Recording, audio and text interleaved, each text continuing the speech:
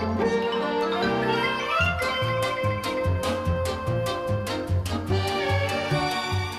boys and girls, it's Chris Eads, known online as Wootini, here with another Gay Gamer video podcast. I want to start by talking about Splatoon 2. I didn't actually play too much of it this week, because I would come home from work and I'd be tired and cranky, and I didn't feel like playing Splatoon. In fact, I ended up playing some No Man's Sky because that's lovely and relaxing and soothing and low pressure. Because normally when I play Splatoon, I'm not very good at it. So, like, I like to paint, so I use the roller, and I roll and I try to paint as much as I can. But the roller is not a good offensive weapon, so if I encounter anyone, they tend to splat me. Occasionally I can splat them, but usually I get splatted, and then I have to start all over. So it's difficult. But I'm about the painting, not the combat. But I can handle losing a few matches here and there, but like normally. But I just felt like when I came home from work and I was cranky and tired, I wasn't in the mood to dive into Splatoon and then have it like suddenly, like I would lose like 5 matches in a row and then I would just rage quit. Not during a match. I would never ever rage quit during a match. But after I lost again and it asked if I wanted to continue, I'd be like, "F this game," you know, and I just shut it off in fury. But I did play the Splatfest this weekend, which was Ketchup versus Mayo, which I don't understand. I don't feel like they're equivalent at all. Ketchup versus Mustard would have made more sense. And it also would have still been Red versus Yellow, because it was fun when you had a Ketchup versus Mayo battle. The Ketchup people were splatting with red, and the Mayo people were splatting with white-ish. And it was kind of gross. It was like this yellowy white. It was gross. It looked like splooge, but whatever. I'm just... it was like blood versus semen. So, I'm sorry, but that was my thought when I was playing it. But it just made it all look very messy. And I was stunned that Mayonnaise actually won. And I can only imagine that Mayonnaise just had really good players on their teams, because when I did play, 2/3 of my matches were Ketchup versus Ketchup. Just like when it was Cake versus Ice Cream, and I think I fought one round against an ice cream team, because like nobody was on Ice Cream side. I assumed, oh, everyone's on Ketchup's side, so Mayo will automatically lose this. But maybe Mayo had just, like, really strong players, or Nintendo changed the rules or something, but, yeah, Mayo took it, which is just crazy. Like, I wouldn't have a problem if Mustard had won. In fact, I would have picked Mustard over Ketchup. But I don't understand why anyone would pick Mayo over Ketchup. It just boggles my mind. I also noticed, that I did play some more portable Splatoon, and while it does work, like in my house, I played, like I went in the other room, and I played some Salmon Run. I made it to level 2 in Salmon Run, or like Apprentice or whatever they call it, but I leveled up in Salmon Run, and I played some Turf Wars, and it's totally playable, and it's awesome. But it just sort of makes me realize how good the Pro Controller is. The Pro Controller is so much more comfortable as far as like where the sticks are positioned. And when you're playing it portably on the Switch, it's just sort of like a little bit too low for my comfort on the right-hand side.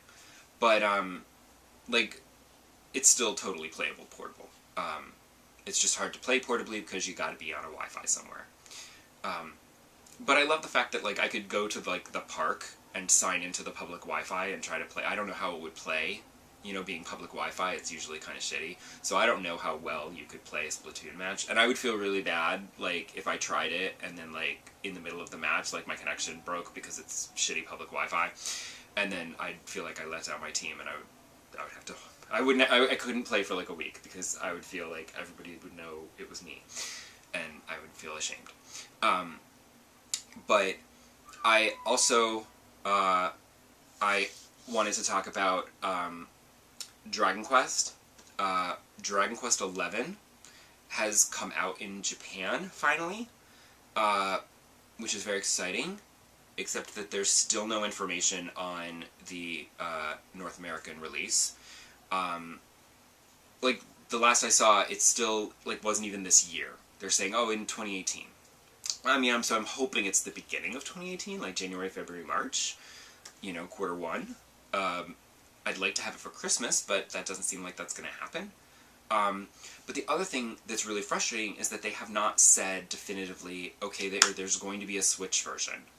I mean, we don't even have a release date for the American version of the game on the PS4 or the 3DS, so I figure, I'm hoping, by the time that information is released, they will have said that there will or won't be a Switch version. I mean, they keep talking that there will be, but without any actual information or seeing anything of it or seeing that it's in development, like, there's no proof. It's just Square Enix and Nintendo being like, oh yeah, it's coming.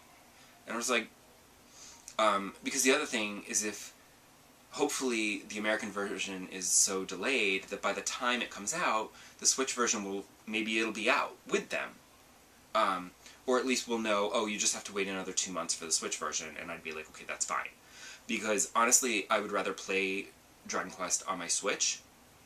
I think I'd rather play it on the Switch, then the PS4, and then the 3DS, because while I do love that you can switch the 3DS version to the old school sprites, I would rather play it on my PS4, just for that full-on gorgeous experience.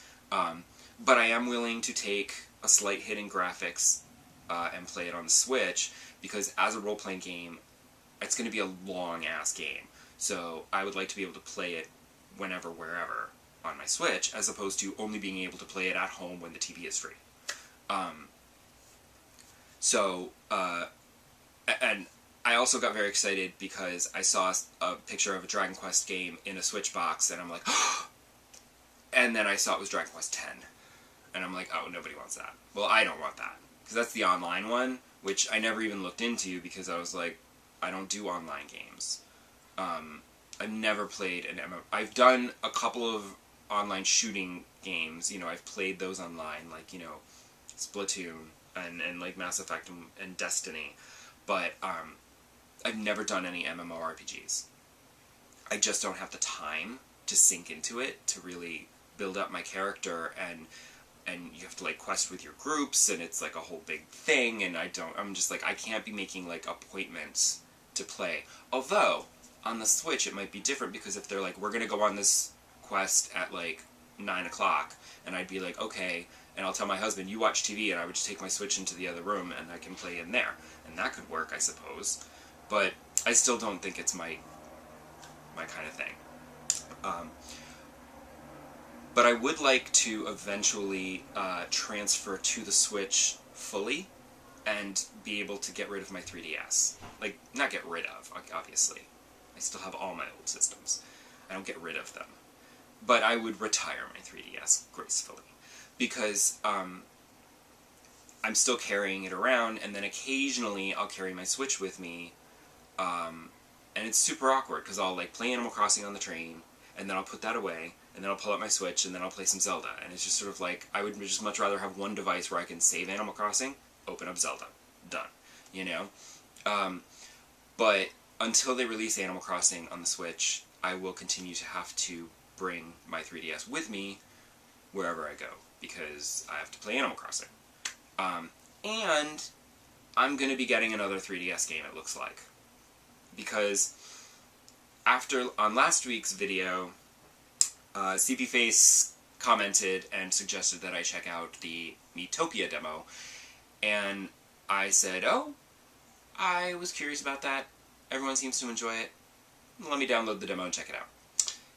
Oh my god, it's adorable. It's freaking adorable.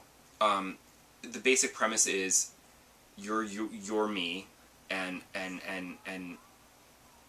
you're in this kingdom where, like, the Dark Lord has stolen people's faces and put them on monsters. So you have to go around and kill the monsters to free their faces and get the people back to normal, to give them back their faces. And you cast the main characters, like the supporting cast, like the people who you're rescuing. Those are just random people pulled out of your me catalog. But your friends and stuff, you cast them as your various main characters. So I made my husband the Dark Lord because that's funny. And then I basically, cast some of my friends as my party members, and it's super cute. And like you wander around and they just do their own thing, and there's all this cute dialogue, and it's all very funny. It's also super gay, which I'm amused by. They had to know going into this that was going to happen, because when you stay at an inn, the characters who are staying there's room for 2 people in each room, and the 2 people who are staying together, they bond because they're staying in the same room together. And they'll buy each other presents, or like I bought a ring for my friend. I don't know if that means we're married now. And then there was another one where my character decided I'd rather be in his room. So I swapped rooms, and in that room, we started doing all these sit-ups, and we were working out together, and that bonded us in our activity. It was super weird. So it's very funny. I was a little concerned because you only can control your character. The other characters in your party, you can have up to 4 at a time. The other 3 characters, they just do their own thing, and there's no way to control them. There's an auto battle select that you can do, but that just makes you not even able to control yourself. It just sort of happens. So I don't use that because I'd like to have control, please. So people do their own thing. So that's a little frustrating. The demo was actually set up really well, because just at the point where I was like, this is very cute, but it's a very shallow gameplay experience. Suddenly they're like, here's some more gameplay elements. And I'm like, oh. And they're like, and now here's some more. So it's actually really funny, and it's super cute to see like you and your friends interacting and having this adventure together, and it's all very silly, but strangely fun. And I just got an email from Best Buy that I have a $10 off coupon that I can use. So that would make Miitomo, I think, about like $23 or $24 total, and I think that's totally worth it. So I guess I won't be bringing my Switch around with me to and from work, because I'll have Animal Crossing and Miitopia to play on my 3DS. Because the 3DS is still going strong. Who knew? Remember when that came out and everyone's like, there's like 4 games, this system's doomed, it's horrible, and look at it now. So, come back next week when I'll probably be talking about Miitopia, because I'll probably have picked that up by then. And we'll discuss some other things. See you then. Bye!